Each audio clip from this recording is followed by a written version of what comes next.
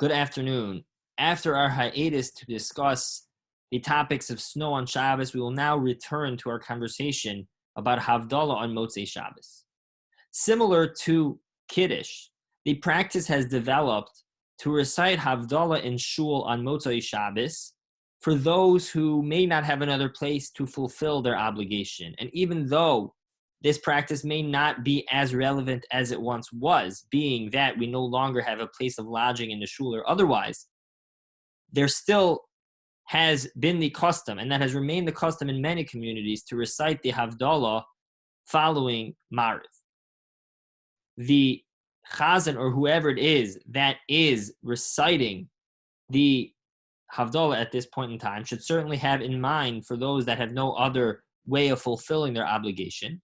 But even those who do, and they then hear Havdallah, it is ideal for them to not fulfill their obligation in shul, but rather to wait until they go home. But if they do fulfill their obligation while in shul, they are still allowed to go home and fulfill and recite the Havdallah on behalf of their spouse or of their children or anyone else who may be in their home, based off of the concept of Kol Yisrael Arevim Zeh B'Zeh, that everyone has a responsibility for the mitzvah of those around them.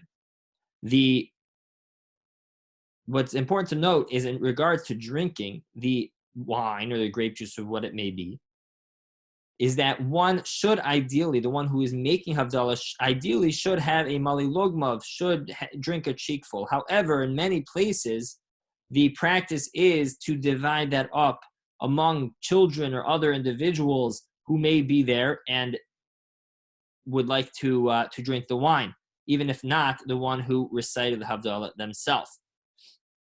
If someone is unsure whether or not they have wine at home and will have another opportunity to fulfill the mitzvah, Rav Ovadia Yosef recommends to actually make a stipulation that while they are in shul and listening, that if they do not have another means of making Havdalah, then they want to fulfill the obligation here. And if not, then they would prefer to wait until they have the opportunity to make it themselves over a cup of wine.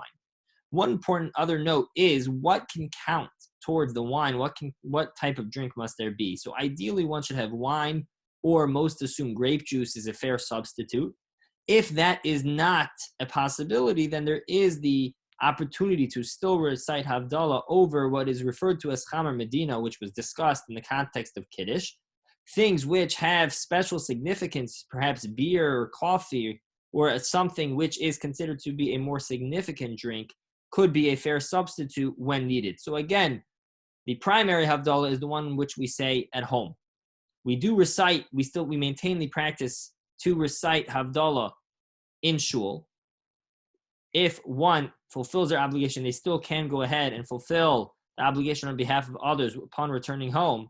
And ideally, one should make it over wine, or grape juice. But if that's not a possibility, then other types of Chamer Medina would suffice as well. Have a great day.